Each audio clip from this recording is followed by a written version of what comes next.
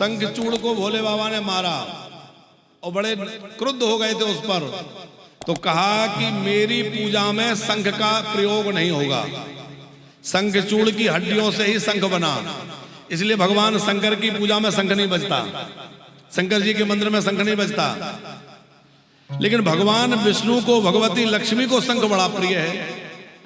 विष्णु भगवान को तो इसलिए शंख प्रिय है, अभी हमने बताया कि यह है भगवान के परम प्रिय पार्षद सुदामा नाम का जो गोप था, जो शंखचूड़ बना, उसकी अस्थियों से बना, और दूसरे ये ब्राह्मणों की भक्ति करने वाला था, इसलिए भगवान को बड़ा प्रिय हुआ।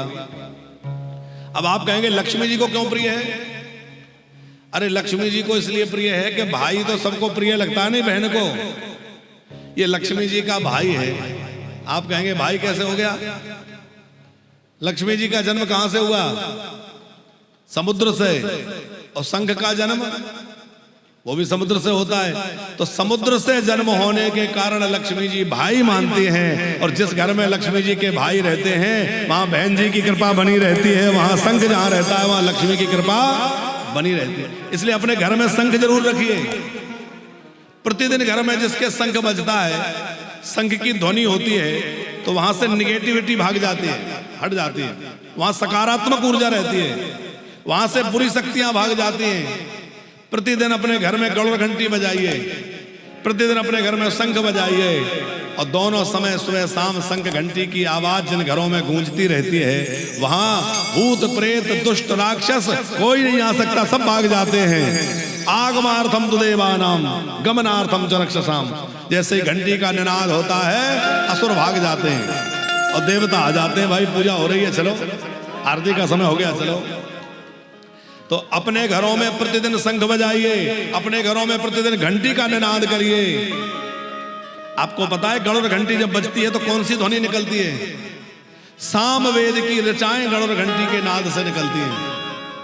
इसलिए बड़े प्रेम पूर्वक घंटी सुबह शाम घर में बजनी चाहिए।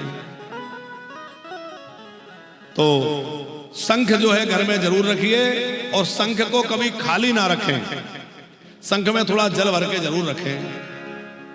शंख खाली रखोगे तो हो सकता है कि तिजोरी खाली होने लग जाए, इसलिए जल भर के रखिए।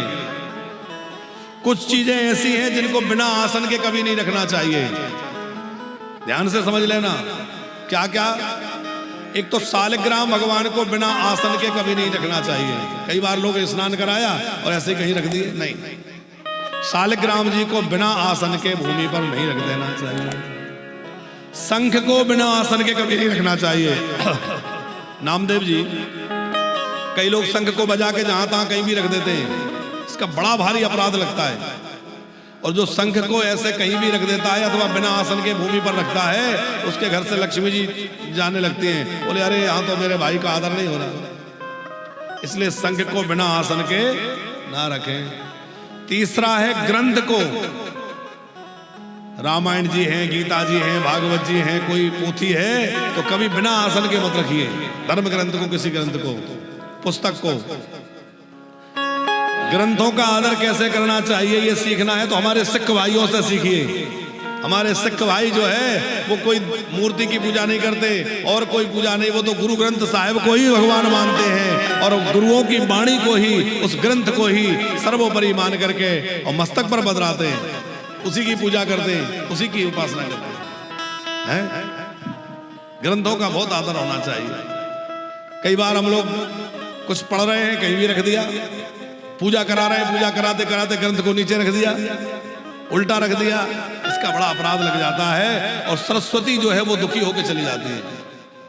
इसलिए ग्रंथ को नीचे ना रखें, शंख को नीचे ना रखें, शालिग्राम को नीचे ना रखें, और चौथा ब्राह्मण को बिना आसन के कभी नीचे ना बिठाएं।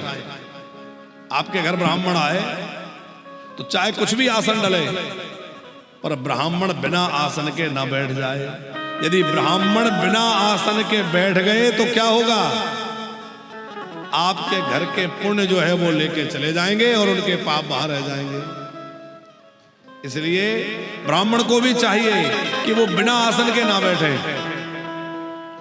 यहां तक कहा है कि यदि आसन उपलब्ध ना हो तो अपने पैरों को ही नीचे इस प्रकार मोड़ करके पैरों के ऊपर बैठ जाए, लेकिन बिना आसन के सीधा ब्राह्मण को भूमि पर नहीं बैठना चाहिए।